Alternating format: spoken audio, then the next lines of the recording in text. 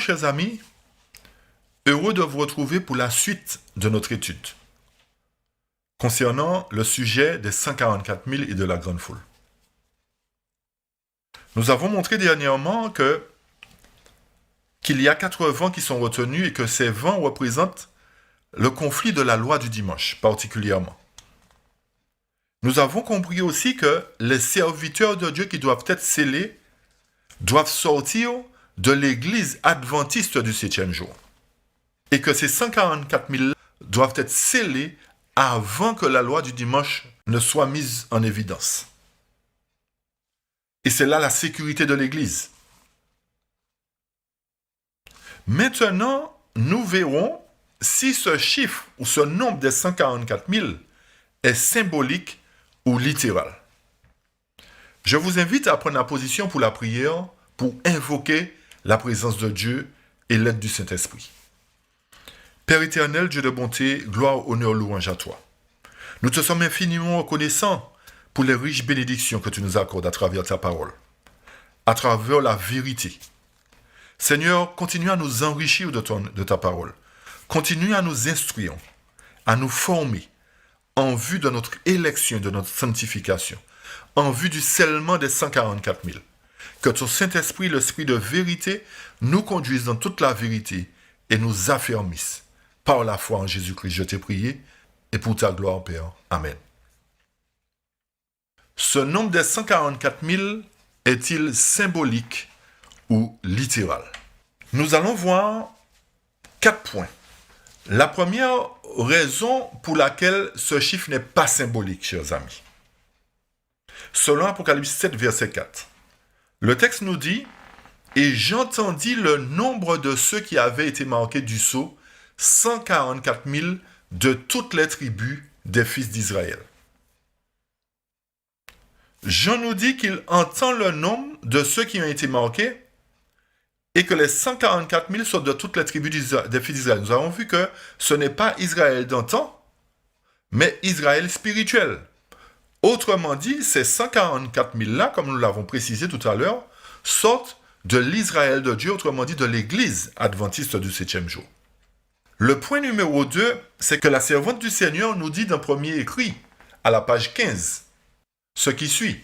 « Nous entendîmes bientôt la voix de Dieu, semblable au bruit de grandes eaux, annonçant le jour et l'heure du retour de Jésus. Les justes vivants, au nombre de 144 000, reconnurent et comprirent la voix, alors que les méchants la prirent pour le tonnerre et un tremblement de terre. » La servante du Seigneur nous dit que nous entendîmes bientôt la voix de Dieu. Cela pourrait nous faire croire qu'elle se compte parmi les 144 000. Mais nous savons que les 144 000 seront des vivants. Regardez la suite du texte. Le texte nous dit les justes vivants au nombre de 144 000. Et remarquez bien que le texte nous dit nous entendîmes la voix de Dieu semblable à de grandes eaux annoncer le jour et l'heure de la venue de Jésus. Cela nous montre que Ellen White, la servante de Dieu, ne peut pas faire partie des 144 000. Mais dans la vision, elle se voit sauvée. Mais le fait que dans sa vision, elle voit les 144 000 qui reconnurent et comprirent la voix et qu'ils sont vivants, montre qu'il n'y a pas de mort parmi eux. Premièrement. Et que deuxièmement, Jésus n'est pas encore revenu et que la résurrection, la première résurrection, n'a pas encore trouvé son accomplissement. Cela nous montre que ces justes vivants, leur nombre de 144 000, vont entendre l'heure et le jour du retour de Jésus. Cela se fera à un moment précis. Cela nous montre encore, chers amis, que les 144 000 seront bel et bien des vivants et qu'il n'y aura pas de mort parmi eux. Notez bien, comme j'ai dit, que Jésus n'est pas encore revenu et c'est quand il apparaîtra une deuxième fois que les justes morts en Christ ressusciteront. Alors, s'ils entendent la voix, s'il y a des morts qui entendent la voix avant le retour de Jésus, il y a un problème. Il y a un problème, chers amis. Analysons bien le texte. Le texte nous dit les justes vivants au nombre de 144 000. Le troisième point, c'est que Jean, après avoir entendu le nombre, l'ange lui dit quoi? L'ange lui dit, voilà, je t'ai dit qu'il y a 144 000 personnes. Mais pour que tu ne puisses pas interpréter les choses comme tu le veux, je vais te montrer effectivement qu'il y a 12 000 personnes de chaque tribu. Et c'est ça que le point numéro 3 nous révèle, que l'ange montre à Jean que ce qu'il lui a dit, c'est-à-dire le nombre 144 000, qu'il y a effectivement 12 000 personnes de chaque tribu. Alors, Jean ne peut pas entendre quelque chose, ensuite se retourner et voir autre chose, puisque l'ange lui confirme bel et bien que ce que je t'ai dit, je te le confirme, qu'il y a 12 000 de chaque tribu. Alors, beaucoup de personnes aujourd'hui interprètent la parole et disent, oui, j'ai entendu, mais quand il s'est retourné, il a vu autre chose. Chers amis, n'interprétons pas la parole de Dieu comme nous voulons.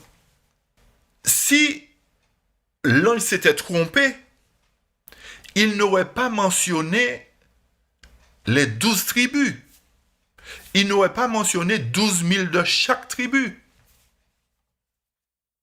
Il est vrai qu'il y a une tribu qui a péché, qui n'est pas retenue dans le chapitre 7. Mais beaucoup s'appuient sur ça pour dire, voilà, vous voyez, les 12 fils de Jacob, il y avait tant de personnes, et là, dans les 144 000, il y a une tribu qui manque, et puis, mes chers amis, qui sommes-nous pour dire à Dieu qu'il a fait une erreur, ou bien qu'il n'aurait pas dû mettre les 144 000 comme ça, qu'il n'aurait pas dû mettre les 12 tribus comme ça? Qui sommes-nous? Vous voyez comment nous pouvons détourner le peuple de la vérité pour les faire adopter n'importe quoi? C'est le témoin fidèle qui parle à Jean. Et le témoin fidèle ne peut pas se tromper, chers amis. Le témoin fidèle a dit 12 000 de chaque tribu. Et les 12 tribus, ce sont des serviteurs de notre Dieu.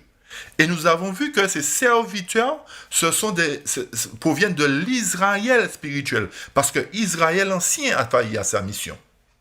Le texte d'Apocalypse 7, verset 9 nous dit, « Après cela, je regardai et voici, il y avait une grande foule que personne ne pouvait compter, de toute nation, de toute tribu, de tout peuple et de toute langue. Ils se tenaient devant le trône et devant l'agneau, revêtus de robes blanches et des palmes dans leurs mains. »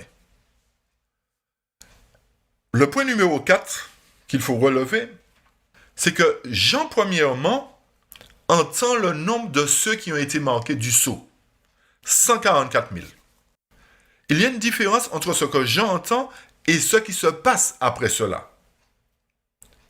Remarquez bien que grammaticalement parlant, le texte nous dit au verset 9, « Après cela, je regardai et voici, il y avait une grande foule que personne ne pouvait compter. »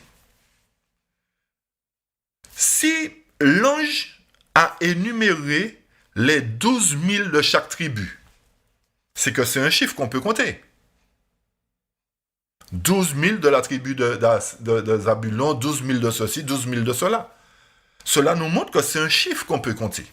Et quand nous poursuivons le texte, beaucoup de théologiens nous disent, oui, mais après cela, quand il s'est retourné, comme s'ils étaient là quand Jean a eu la vision, et puis ils ont vu Jean se retourner, et puis ils ont dit, oui, après cela, Jean s'est retourné, il a vu autre chose. Chers amis, je pense que tous ces gens-là qui expliquent la prophétie, je ne veux pas les insulter, mais je pense qu'ils ont été à l'école comme moi-même. Et que quand on utilise le terme « après cela », cela nous montre qu'on ne parle pas de la même chose, mais qu'on parle d'autre chose. Je prends un exemple. Si je dis à mon fils « je répare ma voiture » et après cela, je viens, est-ce que je parle de la même chose? Non, Puisque je l'ai dit, après cela, quand je termine de réparer ma voiture, ça veut dire que je vais mettre fin à ce que je fais, et après que j'aurai mis fin à ce que je fais, je viendrai avec toi. C'est la même chose. Grammaticalement parlant, chers amis, le après cela nous montre que Jean parle d'autre chose. Qu'est-ce qui nous fait dire qu'il parle d'autre chose et qu'il ne parle pas du même groupe de personnes? Remarquez cela, remarquez ces points, chers amis. Jean voit les 144 000 qui sont scellés parmi les tribus des fils d'Israël. Et après le scellement, après le marquage des serviteurs de Dieu ou encore des tribus des fils d'Israël, qu'est-ce que j'en vois? Une foule qui provient de quoi? De toute nation. Est-ce que toute nation représente les tribus des fils d'Israël? Est-ce que toute tribu représente les tribus des fils d'Israël? L'Éternel a apporté la précision pour nous dire que ce sont des tribus des fils d'Israël. Et que, après cela, la grande foule dont il est fait mention provient de toute nation. Cette grande foule-là ne provient pas des tribus des fils d'Israël. Toutes les tribus qui viennent dans cette grande foule ne proviennent pas des tribus des fils d'Israël. Tous les peuples qui proviennent de cette grande foule ne proviennent pas des tribus des fils d'Israël et de toute langue. Cela nous montre que la grande foule représente toutes les autres nations ou toutes les autres religions qui entendront la parole de Dieu proclamée par les 144 000 lorsqu'ils seront sur le mont Sion. Ils seront en mesure de prendre position, c'est-à-dire cette grande foule-là, et suivre le peuple de Dieu qui observe déjà le commandement de Dieu. Retenez un autre point, chers amis. Si les 144 000 représentent la grande foule, comme certains le disent, qui sont ceux qui iront proclamer la vérité du sabbat? Qui sont ceux-là? Comprenez bien ce que je dis. Si, lors du grand conflit concernant la loi du dimanche, effectivement, il y a un décret qui est voté, et que ce décret dira que si vous voulez acheter ou vendre, si vous voulez vivre, vous devez accepter la marque de la bête, c'est-à-dire la loi du dimanche. Nous savons, selon la parole de Dieu, qu'en contrepartie, il y a un peuple qui doit proclamer la vérité du sabbat. C'est-à-dire, proclamant aussi un décret. Si quelqu'un adore la bête et son image, il subira lui aussi les effets de la colère de Dieu. Cela nous montre, chers amis, qu'il y a deux groupes qui seront dans ce conflit. Un groupe qui observe le sabbat de l'Éternel et qui proclamera cette vérité du sabbat alors que le monde va déclarer ce sabbat aboli. C'est là qu'il faut comprendre, chers amis, véritablement l'importance des 144 000. Et cela nous montre que les 144 000 ne peuvent pas faire partie de la grande foule. Parce que parmi ceux qui seront dans la grande foule, il n'y a pas d'observateurs du sabbat. Parce qu'ils seront tenus de prendre position soit pour le sabbat, soit pour la loi du dimanche. Alors, s'ils sont tenus de prendre position, soit pour l'un ou pour l'autre, cela nous montre qu'ils ne peuvent pas, que les 144 000 ou que les adventistes ne peuvent pas faire partie de la grande foule. Cela est clair, chers amis, que les 144 000 seront bel et bien des adventistes qui proclameront la vérité du sabbat. Qui sont ceux qui proclament le sabbat aujourd'hui? Ce ne sont pas les adventistes? Qui proclame le sabbat? Frères et sœurs, soyons logiques. Soyons logiques. Ne laissons pas le diable mettre le trouble dans nos esprits. Soyons des gens réfléchis, soyons des gens qui analysons les choses. Parmi la grande foule, il n'y aura pas d'adventistes, parce qu'ils auront à prendre position soit pour le sabbat, soit pour la loi du dimanche. Alors forcément, comme j'ai dit tout à l'heure, il y a un peuple qui doit proclamer la vérité du sabbat pour que cette grande foule-là puisse prendre position. Il faut qu'ils entendent, qu'ils disent, voilà, eh bien maintenant nous avons la vérité, nous pouvons prendre position. Lorsque le décret sortira, il y aura des sauvés parmi la grande foule, puisque le texte nous dit, sortez de Babylone mon peuple pour ne pas prendre part à ces fléaux. Cela nous montre que lors de cette proclamation qui se fera au moment où la loi du dimanche sortira, c'est que nous serons en mesure de proclamer la vérité et qu'en même temps, il y aura effectivement ce décret. Cela nous montre que le message des 3 anges, ou encore le fait que les 144 000 soient sur le mont Sion pour proclamer le message des 3 anges, montre que cette proclamation se fera dans toute sa puissance lorsque la loi du dimanche sera mise en évidence. Mais tant que la loi du dimanche n'est pas mise en évidence, le message des 3 anges ne peut pas être proclamé avec puissance. Et notez bien, il doit être proclamé avec puissance par un peuple purifié, autrement dit les 144 000 scellés aux dernières heures de l'histoire de l'Église, ou encore les 12 000 serviteurs de chaque tribu des fils d'Israël. Chers amis, j'espère que ce point est clair pour chacun d'entre vous. Et qu'à partir de là, vous ne direz plus, si je n'ai pas fait partie des 144 000, je pourrais faire partie de la grande foule. Chers amis, réfléchissons attentivement et analysons tout ce qui vient d'être dit. Pour confirmer ce que je viens de dire, je vous invite à lire attentivement avec moi un passage qui se trouve dans un livre de méditation intitulé « Fils et filles de Dieu » d'Ellen G. White, daté du 22 décembre. Fils et filles de Dieu, c'est un livre de méditation, comme j'ai dit, en anglais, que vous pourrez trouver sur le site en anglais. Le texte nous parle d'Apocalypse chapitre 7, verset 9, concernant la grande foule.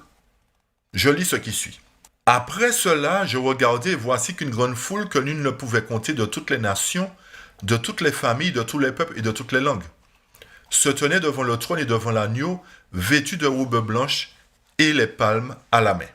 Parmi les habitants de la terre, dispersés dans tous les pays, il y a ceux qui n'ont pas fléchi le genou devant Baal. Comme les étoiles du ciel qui n'apparaissent que la nuit, ces fidèles brilleront lorsque les ténèbres recouvriront la terre et l'obscurité totale les peuples. Écoutez maintenant attentivement. En Afrique païenne, dans les pays catholiques d'Europe et d'Amérique du Sud, en Chine, en Inde, dans les îles de la mer et dans tous les coins sombres de la terre, Dieu a en réserve un firmament d'élus qui brilleront encore au milieu des ténèbres, révélant clairement à un monde apostat la puissance transformatrice de l'obéissance à sa loi. Dès maintenant, ils apparaissent dans toutes les nations, parmi toutes les langues et tous les peuples.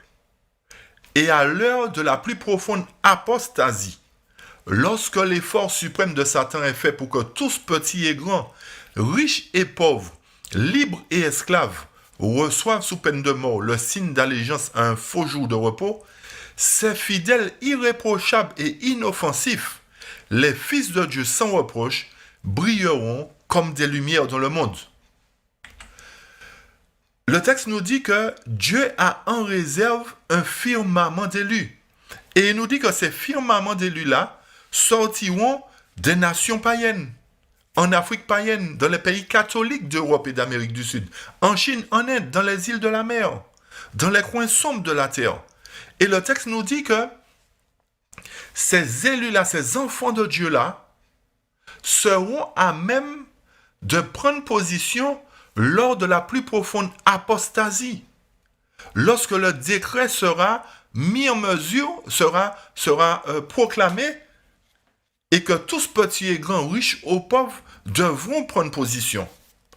Cela nous montre que ces enfants-là, ce peuple-là, cette grande foule, représente bel et bien des païens qui seront dans le monde, et lorsque le message sera proclamé ils seront en mesure de prendre position.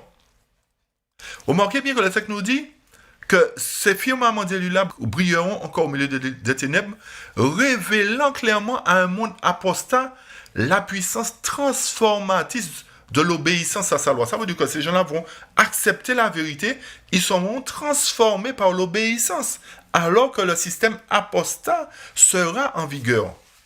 Chers amis, quoi dire de plus pour prouver que les 144 000 représentent bel et bien un chiffre littéral et que la grande foule représente un peuple que personne ne peut compter. Cela nous montre encore, chers amis, au sein de la grande foule, il n'y a que des païens. Il n'y a pas de fidèles observateurs du sabbat. Le fait que l'ange a donné le nombre de fidèles scellés nous montre que ce chiffre est un chiffre littéral, chers amis. Et que ces groupes, la grande foule et les 144 000, ce sont deux groupes distincts et séparés.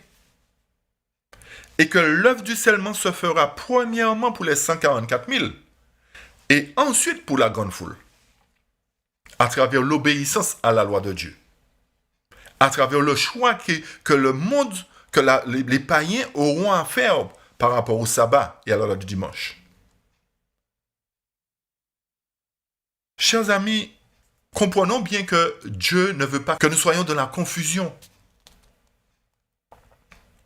L'Éternel veut que nous soyons un peuple suffisamment réfléchi, qui comprend sa parole, qui analyse sa parole et qui met en pratique sa parole, Notez bien, chers amis, que les 144 000 sortent distinctement dans l'Israël, la maison de Dieu, ou Israël spirituel. Tandis que la grande foule provient de toute nation, de toute tribu, toute langue et tout peuple. Alors, étant donné que nous avons montré que les 144 000 proviennent de l'Église de Dieu et que ce chiffre ne peut être un chiffre symbolique, nous chercherons à savoir maintenant comment ils sont scellés.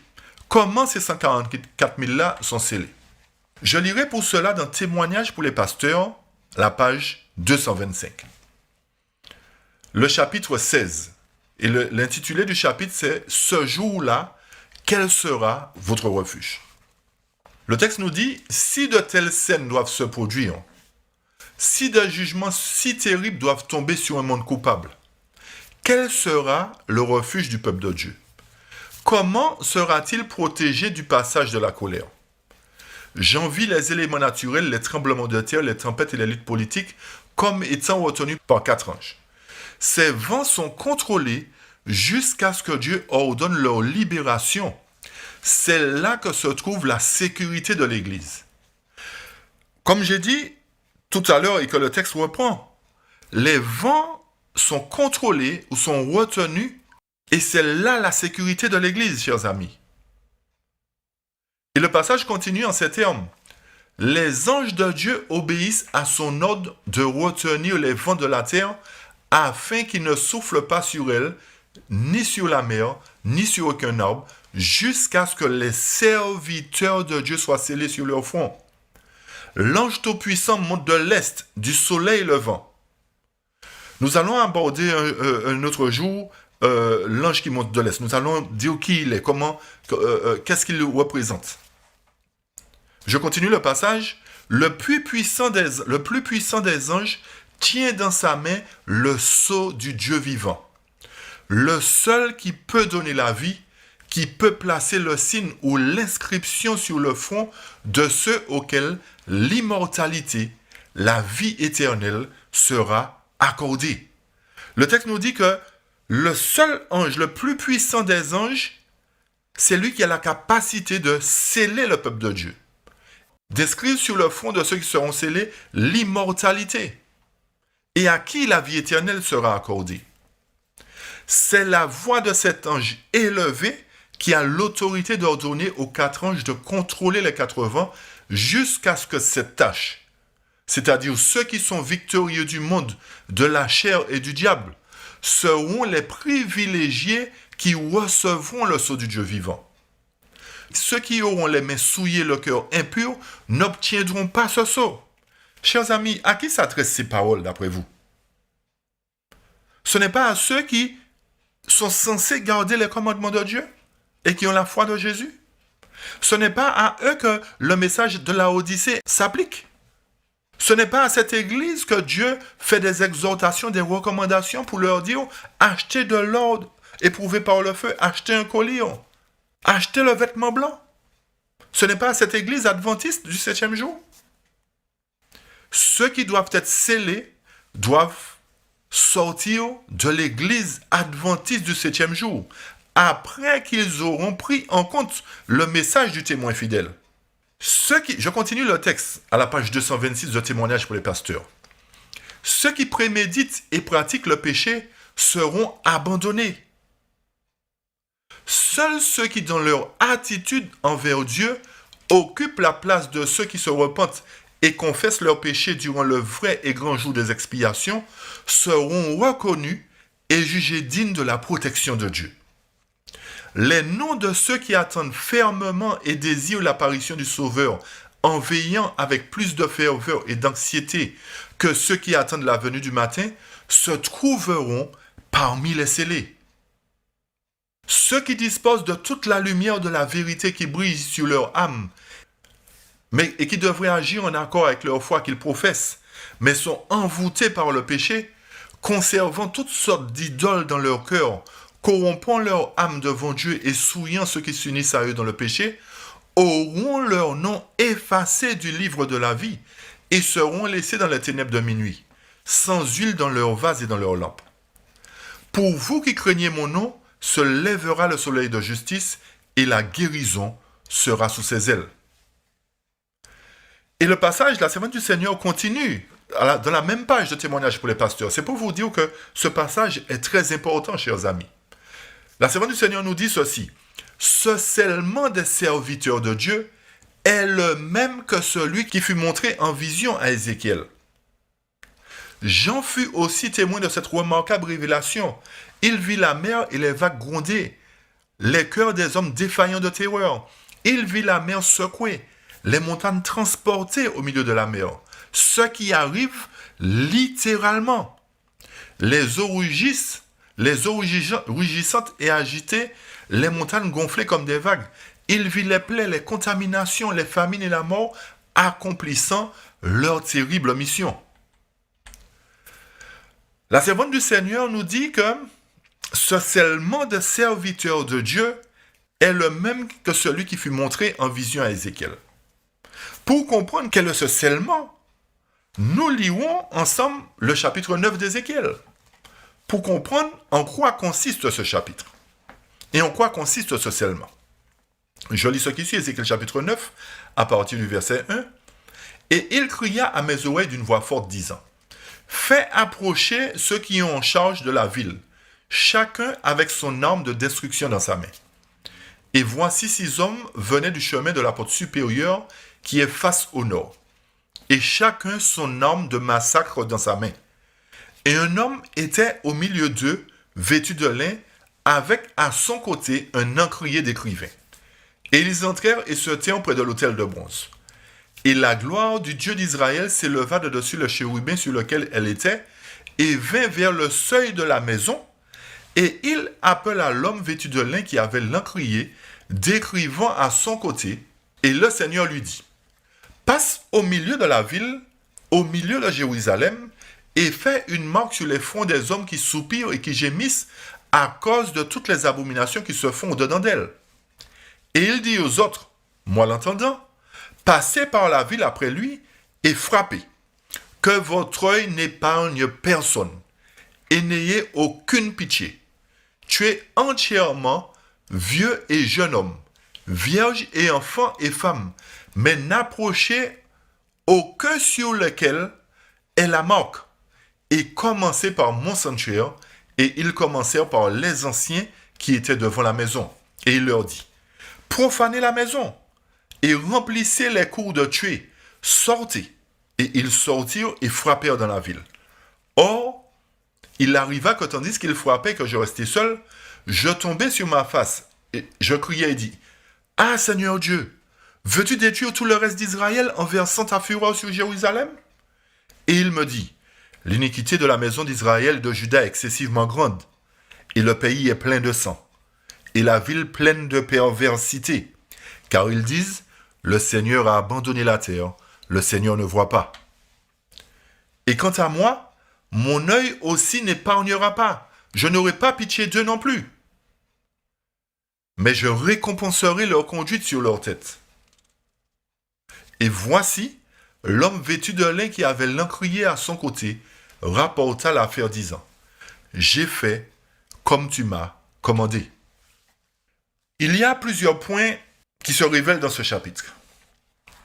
Premier point, c'est qu'il y a 6 hommes ou 6 anges qui sortent du ciel, qui sortent du nord, plus précisément. Le nord veut dire quoi? Selon Isaïe 14, verset 13, le texte nous dit « Car tu disais en ton cœur, je monterai au ciel, j'élèverai mon trône au-dessus des étoiles de Dieu, je m'assierai aussi sur le mont de la congrégation, sur les côtes du nord. » C'est Satan qui dit dans Isaïe 14 qu'il veut monter au ciel, qu'il veut monter sur les côtes du nord. Autrement dit, les anges qui sortent dans la direction du nord proviennent du ciel. Cela nous montre que ce ne sont pas des hommes qui viendront accomplir cette séparation ou accomplir ce massacre dans Ézéchiel 9. Parce que beaucoup de personnes ont déjà interprété tellement mal les Écritures pour dire oui, il y a des hommes qui vont venir avec des coutelas, des fossiles, etc. de choses pour séparer les gens dans l'Église. Chers amis, n'écoutons pas ce genre d'interprétation. Le nord, c'est le ciel. Et aucun homme ne peut sortir du ciel avec une mission. Si ce n'est que les anges. Ce sont les anges à qui Dieu a confié de séparer l'ivraie et le bon grain. Et le psaume 48, versets 1 et 2 nous apporte encore un élément concernant le nord, qui nous dit « Grand est le Seigneur et très digne d'être loué dans la cité de notre Dieu, dans la montagne de sa sainteté. Magnifique par son emplacement, la joie de toute la terre est le mont Sion, sur les côtés du nord, la ville du grand roi. » Alors nous voyons que le nord représente la ville de Dieu, représente le ciel où l'Éternel habite lui-même. Et que ces 6 hommes-là, ces 6 anges plus précisément, sortiront du ciel sous l'ordre de Dieu pour accomplir leur terrible besogne. Le point numéro 2 nous montre que, effectivement, les anges sont parfois appelés des hommes. Et pour cela, Daniel 9, verset 21, nous apporte un éclaircissement. Le texte nous dit, « Oui, tandis que je parlais en priant, cet homme, Gabriel, que j'avais vu en vision au commencement, volant rapidement, me toucha vers le moment de l'oblation du soir. » Daniel nous parle de Gabriel comme étant un homme. Mais nous savons bel et bien que Gabriel est un ange. Ce n'est pas un homme. Et Jésus-Christ, à la page 78, au chapitre 10, nous dit, en réponse à la question de Zacharie, l'ange dit, « Moi, je suis Gabriel, celui qui se tient devant Dieu. J'ai été envoyé pour te parler et t'annoncer cette bonne nouvelle. » 500 ans auparavant, Gabriel avait fait connaître à Daniel la période prophétique devant s'étendre jusqu'à la venue du Christ. Tout ça pour nous montrer, chers amis, que quand la parole inspirée nous donne des termes, nous devons chercher à quoi représentent ces termes. Et ne pas interpréter les choses à notre manière pour dire oui, que ce sont des hommes qui vont venir faire une séparation. Non. Ce sont des anges à qui Dieu a confié cette mission, chers amis. Aucun homme n'a le pouvoir de séparer ou de sceller qui que ce soit. Je reprends. Aucun homme, quel qu'il soit, n'a reçu la mission de Dieu de venir avec une épée pour séparer ceux qui sont scellés ou pas. Remarquez bien que seuls les anges peuvent lire sur les fronts ceux qui sont scellés ou ne le sont pas. Cela nous prouve que ce sont bien ces anges-là qui feront la séparation, chers amis, que ce ne sont pas les hommes. Jésus-Christ, page 79, continue en ces termes et nous dit « La parole de l'ange, je suis Gabriel, celui qui se tient devant Dieu, montre qu'il occupe une haute position d'honneur dans les parvis célestes. Un jour qu'il s'était présenté à Daniel, porteur de message, il avait dit « Il n'y a personne qui me soutienne comme contre les chefs ennemis, sinon Michael le Christ, votre chef. » C'est à Gabriel que faisait allusion le Sauveur quand il disait dans l'Apocalypse qu'il a fait connaître sa révélation par l'envoi de son ange à son serviteur Jean. Alors quand on parle d'homme Gabriel, ce n'est pas un homme, c'est l'ange Gabriel. J'espère que ce point est clair. Le troisième point que nous relevons du chapitre 9 d'Ézéchiel, c'est que parmi ces 6 anges, notez qu'il y a un seul qui marque le peuple de Dieu, ou qui scelle le peuple de Dieu. Parmi ces 6 anges, il y a un seul qui marque. Le point numéro 4, c'est que l'ange qui marque ou qui scelle reçut l'ordre de Dieu de sceller seulement ceux qui soupirent et qui gémissent dans Jérusalem ou dans l'Église.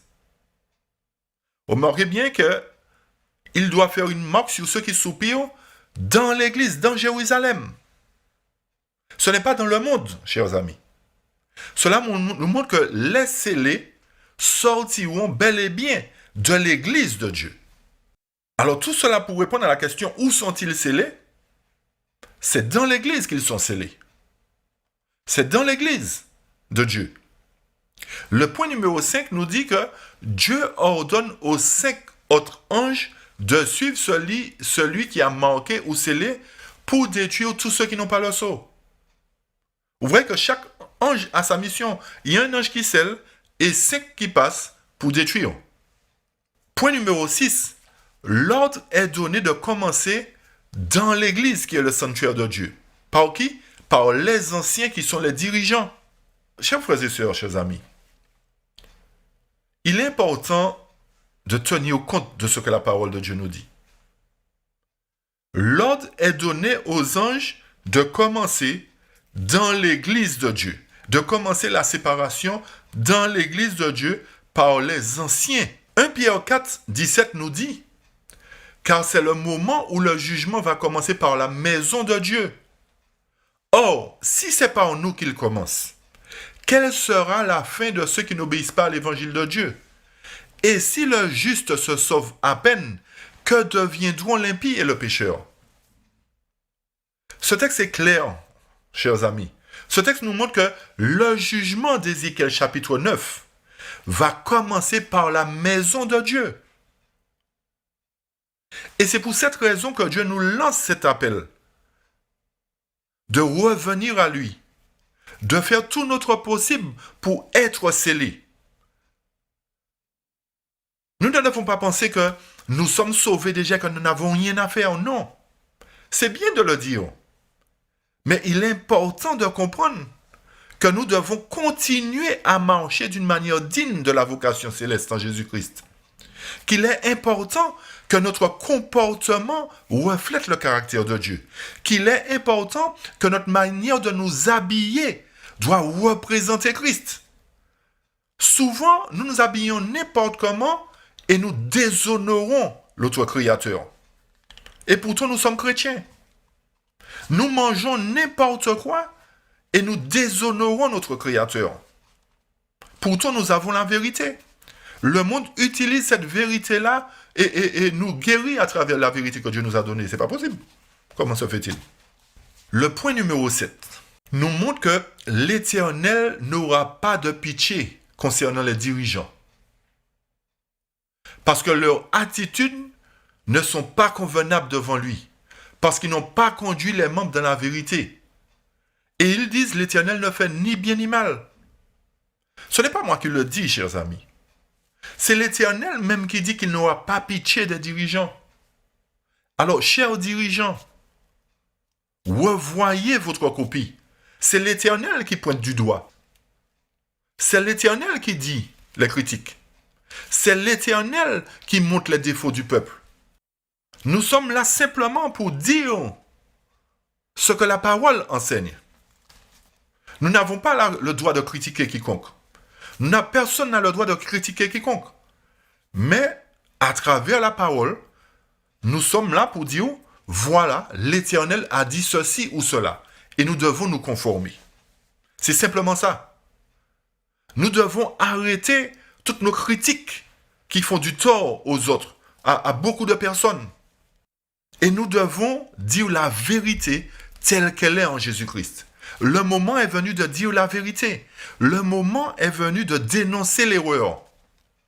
Le moment est venu de susciter un véritable réveil, une véritable prise de conscience à travers ces exhortations de l'Éternel. Pour nous montrer que nous sommes dans un état laodicéen et que nous devons sortir de cet état laodicéen et pratiquer la justice, revenir à une meilleure adoration, à une véritable adoration. Je lis maintenant un témoignage pour l'Église, volume 1, page 384-385, pour apporter encore plus de lumière concernant le scellement des 144 000. Écoutez bien ce paragraphe et enregistrez-le. Témoignage pour l'Église, volume 1, page 384-385. Le texte nous dit « Le vrai peuple de Dieu, qui a à cœur l'œuvre du Seigneur et le salut des âmes, considérera toujours le péché dans sa terrible réalité. Il acceptera toujours que soient fidèlement et clairement révélés les péchés qu'il assaille si facilement. Il aura un sens aigu de ses fautes, écoutez bien, tout particulièrement aux dernières heures de l'histoire de l'Église, au moment où sont scellés les 144 000 qui doivent se tenir sans tache devant le trône de Dieu. Cela est tout particulièrement souligné dans la vision du prophète Ézéchiel, par les hommes qui avaient chacun leur instrument de destruction à la main. Il y avait au milieu d'eux un homme vêtu de lin, qui portait une écritoire à la ceinture. L'Éternel lui dit, « Passe au milieu de la ville, au milieu de Jérusalem, et fais une marque sur le front des hommes qui soupirent et qui gémissent à cause de toutes les abominations qui s'y commettent. » Qui se tient aujourd'hui dans le conseil de Dieu? Sont ceux qui couvrent les fautes de l'Église et murmurent en eux-mêmes, sinon ouvertement, contre ceux qui voudraient révéler le péché? Sont ceux qui sympathisent avec les pécheurs et qui s'opposent à l'œuvre de purification? Non, certes. S'ils ne se repentent et ne cessent de faire le jeu de Satan en critiquant ceux qui ont la charge de l'œuvre et en soutenant les mains des pécheurs, ils ne recevront jamais le sceau de l'approbation divine. Ils auront part à la destruction générale des méchants, représentée dans la vision d'Ézéchiel par les 5 hommes portant un instrument de destruction. Remarquez bien ceci. Les enfants de Dieu qui reçoivent la marque de la vérité écrite en eux par la puissance du Saint-Esprit, c'est l'œuvre accomplie par l'homme vêtu de lin. Sont ceux qui soupirent et qui gémissent à cause de toutes les abominations qui se commettent dans l'Église. Leur amour de la vérité, de l'honneur et de la gloire de Dieu est tel, et ils ont un sens si aigu du caractère odieux du péché, qu'ils sont représentés comme étant en agonie, soupirant et gémissant. Qu'on lise le chapitre 9 d'Ézéchiel. Ce passage que je viens de lire dans Témoignage pour l'Église, volume 1 à la page 384-385, la servante du Seigneur nous parle de l'Église de Dieu qui subira les effets de la colère de Dieu à travers le massacre d'Ézéchiel 9. Ce n'est pas moi qui l'invente ceci, chers amis. Ce n'est pas une fable. Ce n'est pas une supposition. C'est quelque chose qui va se faire bel et bien. Relisez attentivement ce paragraphe, chers amis. Relisez-le attentivement. Le texte nous dit que le scellement des enfants de Dieu va se faire particulièrement aux dernières heures de l'histoire de l'Église. Au moment où sont scellés les 144 000. Chers amis, comment ne pas comprendre encore que ce scellement va se faire au sein de l'Église de Dieu et que c'est au sein de cette Église de Dieu, les Adventistes du 7e jour, que sortiront les 144 000. Il y a plusieurs points encore qui doivent ressortir de cela. Le point numéro 1, c'est que le vrai peuple de Dieu est celui qui ne prend pas part aux abominations dans l'Église et qui dénonce les péchés du peuple. Le fait de dénoncer les péchés du peuple n'est pas une critique. Mais c'est ce que l'Éternel demande, de dire la vérité afin que le peuple puisse prendre conscience de son péché. Mais la critique ne fait pas partie de l'œuvre de Dieu. Le point numéro 2, c'est que la dernière œuvre dans l'Église est le scellement des 144 000. Je reprends le point numéro 2. Le point numéro 2, c'est que la dernière œuvre qui doit se faire dans l'Église, c'est le scellement des 144 000. Et c'est une œuvre importante. Et c'est pour ça que l'ennemi tient captif le peuple de Dieu, tient le peuple de Dieu dans la confusion, pour qu'il ne prenne pas en compte le scellement qui doit se faire. Le point numéro 3 nous montre que cette œuvre de scellement concernant les 144 000 est bien établie par le prophète Ézéchiel, qui voit 5 hommes ou 5 anges qui possèdent une épée de destruction.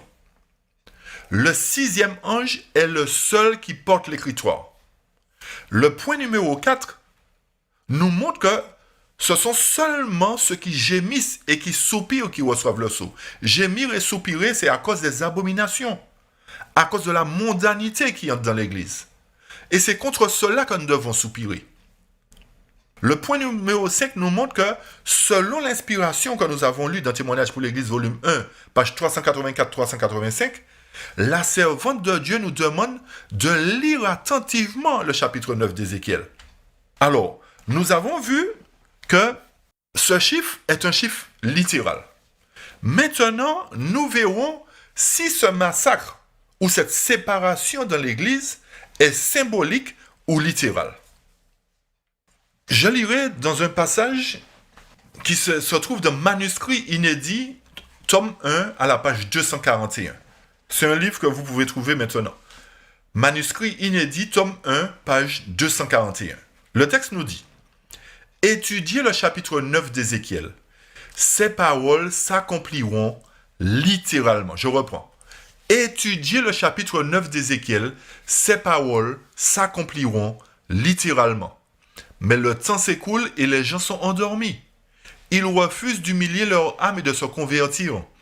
Le Seigneur ne sera pas patient plus longtemps envers ceux à qui a été révélée cette grande et solennelle vérité, mais qui refusent de les appliquer à leur expérience individuelle. Le temps est court. Dieu appelle. Écouterez-vous sa voix? Recevrez-vous son message? Serez-vous convertis avant qu'il ne soit trop tard? Bientôt, très bientôt, chaque cas sera décidé pour l'éternité. Le passage nous dit que Ézéchiel 9 s'accomplira littéralement.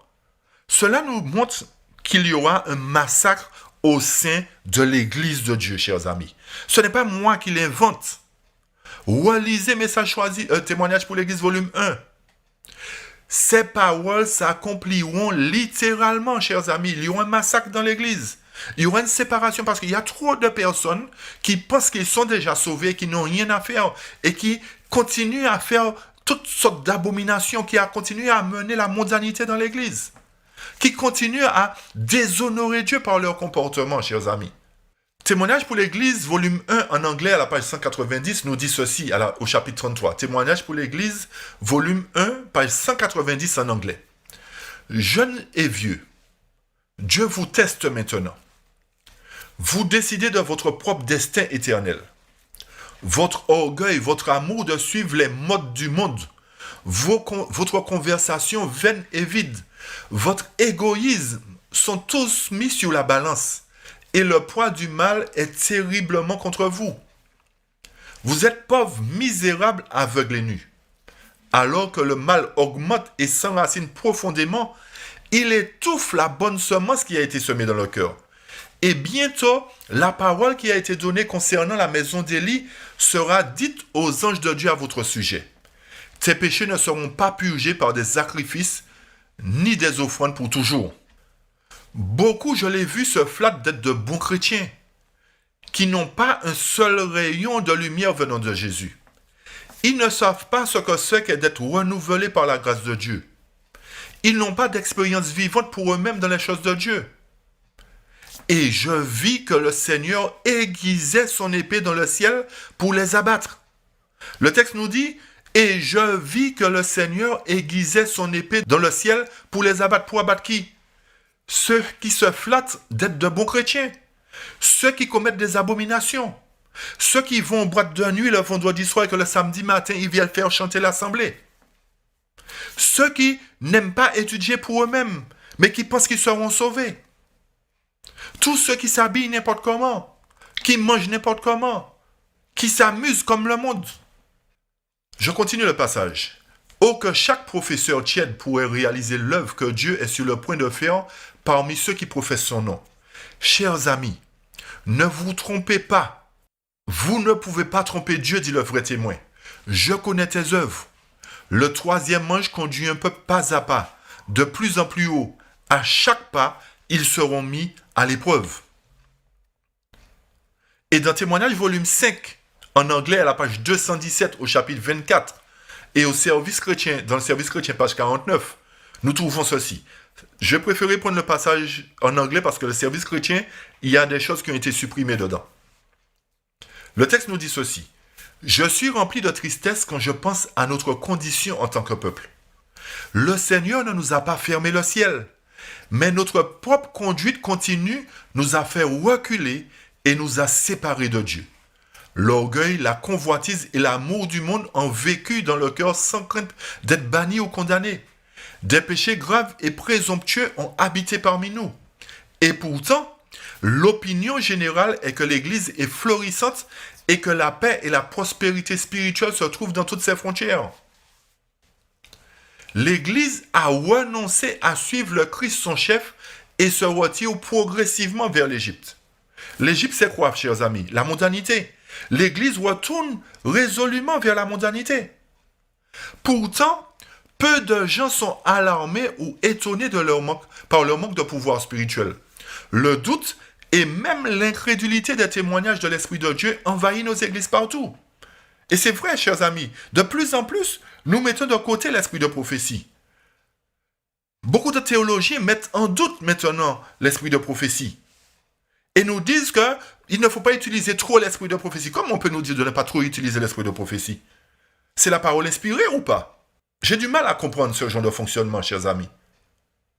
Et c'est ce qui est émis aujourd'hui. Pas trop d'esprit de prophétie. Un petit peu, mais pas beaucoup. Arrêtons de prendre Dieu pour un béni oui-oui qui va nous sauver malgré toutes les bêtises qu'on fait, malgré tout ce qu'on fait de mal, tout ce qu'on peut enseigner de mal. Arrêtons avec cela. C'est ce que Satan voudrait qu'il en soit ainsi. Les ministres qui se prêchent eux-mêmes au lieu du Christ le feraient ainsi. Les témoignages ne sont pas lus et ne sont pas appréciés. Dieu vous a parlé. La lumière a brillé de sa parole et des témoignages, et toutes deux ont été méprisées et ignorées. Le résultat est évident dans le manque de pureté, de dévotion et de foi sincère parmi nous. Que chacun pose la question à son propre cœur. Comment sommes-nous tombés dans cet état de faiblesse et de dissension spirituelle? N'avons-nous pas amené sur nous le mécontentement de Dieu parce que nos actions ne correspondent pas à notre foi? N'avons-nous pas cherché l'amitié et les applaudissements du monde plutôt que la présence du Christ et une connaissance plus approfondie de sa volonté? Examinez vos propres cœurs. Jugez de votre propre cheminement. Considérez quels associés vous choisissez. Cherchez-vous la compagnie des sages ou êtes-vous prêt à choisir des associés du monde? Des compagnons qui ne craignent pas Dieu et n'obéissent pas à l'Évangile. Le sceau de Dieu ne sera point apposé sur ceux qui ne s'affligent pas de leur misère spirituelle et qui ne gémissent pas sur les péchés des autres. Le Seigneur a donné des ordres à ses messagers, à ceux qui tiennent à la main un instrument de destruction. Passez après lui dans la ville et frappez, que votre œil soit sans pitié et n'ayez point de miséricorde. Je lirai un autre passage qui se trouve maintenant dans Témoignage volume 2, à la page 73-74. Ce passage se trouve en français. Témoignage pour l'Église, volume 2, page 73-74. Le sceau de Dieu ne sera point apposé sur ceux qui ne s'affligent pas de leur misère spirituelle et qui ne gémissent pas sur le péché des autres. Le Seigneur a donné des ordres à ses messagers, à ceux qui tiennent à la main un instrument de destruction. Ce sont les anges, notez bien. Passez après lui dans la ville et frappez. Passez après qui? Après l'homme vêtu de lin, après celui qui marque, après celui qui scelle. Et il dit, passez après lui dans la ville et frappez, que votre œil soit sans pitié, et n'ayez point de miséricorde. Tuez, détruisez les vieillards, les jeunes hommes, les vierges, les enfants et les femmes, mais n'approchez pas de quiconque aura sur lui la marque, et commencez par mon sanctuaire. Ils commencèrent par les anciens qui étaient dans la maison. Ici, nous remarquons que l'Église, le sanctuaire du Seigneur, sera la première à éprouver les effets de la colère de Dieu. Les anciens, ceux à qui il a donné une grande lumière et qui ont pour devoir de veiller sur les intérêts spirituels de la communauté, ont trahi leur mission. Ils ont prétendu qu'on ne devrait point s'attendre à voir des miracles et des manifestations signalées de la puissance de Dieu comme au temps de la primitive Église. Les temps ont changé, disent-ils. Ces paroles les fortifient de leur incrédulité et ils disent « Le Seigneur ne fera ni bien ni mal. Il est trop miséricordieux pour répondre ses jugements sur son peuple. Paix et sûreté, tel est le cri que font entendre ceux qui n'élèveront jamais plus la voix comme une trompette pour déclarer au peuple ses péchés et à Israël ses iniquités. Ces chiens muets qui ne peuvent aboyer sont ceux sur lesquels fondera la juste vengeance d'un Dieu offensé. Hommes, femmes, jeunes gens, jeunes filles et enfants périront tous ensemble. » Chers amis, relisez ce passage attentivement, le témoignage volume 2, à la page 73, 74 et suivant. Et vous verrez véritablement qu'il y a une séparation qui doit se faire au sein de l'Église de Dieu. L'Éternel viendra par l'intermédiaire de ses anges frapper littéralement ceux qui ne sont pas conformes à sa parole. Et je vais lire un dernier chapitre qui se trouve dans Témoignage volume 8 en anglais à la page 249. Un manquement à l'honneur de Dieu. Celui qui voit sous la surface, qui lit le cœur de tous les hommes, de ceux qui ont eu une grande lumière. Ils ne sont pas affligés et étonnés à cause de leurs conditions morales et spirituelles. Oui, ils ont choisi leur propre voie, et leur âme se réjouit de leur abomination.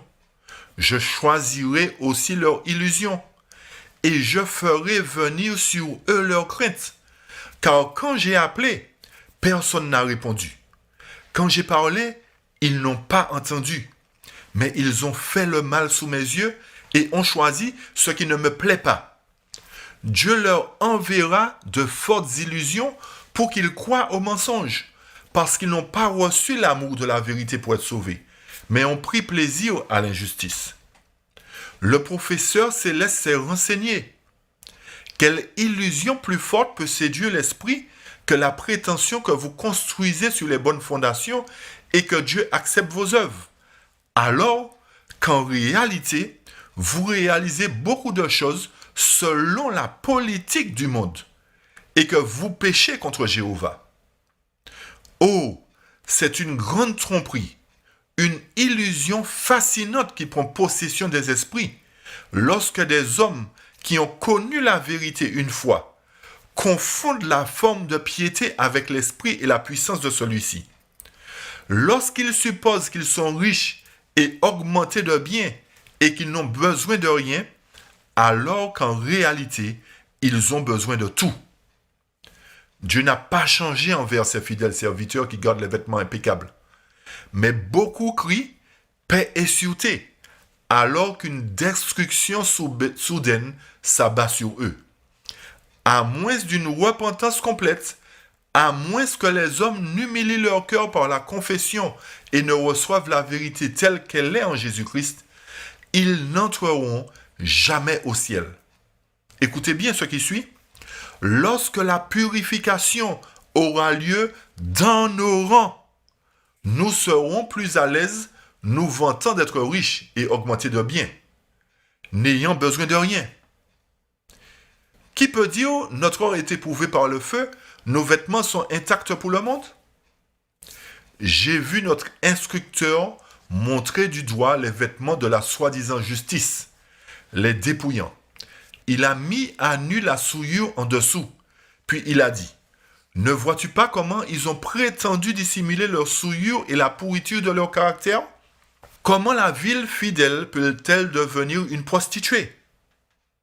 Remarquez bien que l'Éternel, c'est l'Éternel qui appelle sa ville une prostituée. L'Éternel n'appelle pas son église Babylone. Attention, chers amis.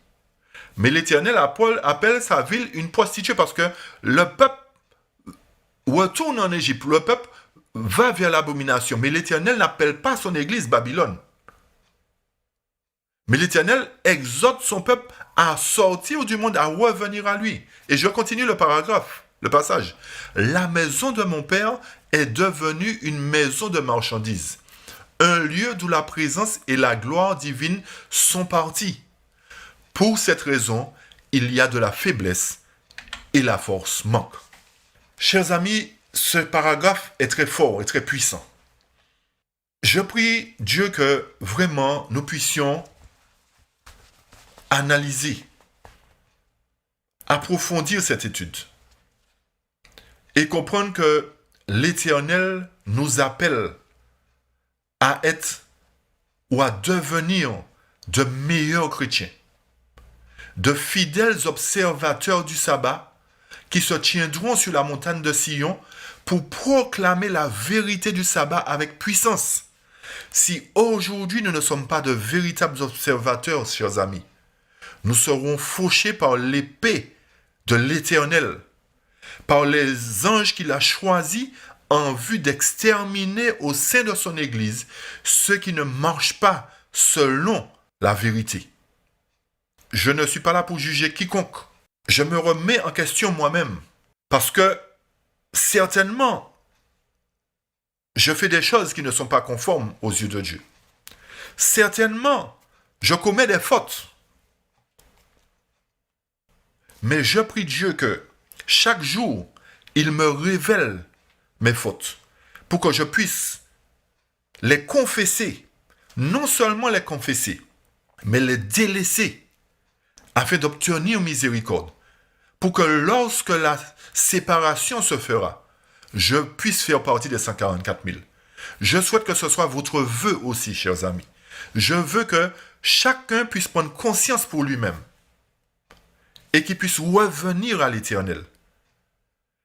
Qu'il puisse s'humilier véritablement et demander, confesser toutes ses fautes pour que lorsque la visitation se fera, ne soyons pas surpris, ne soyons pas trouvés du mauvais côté.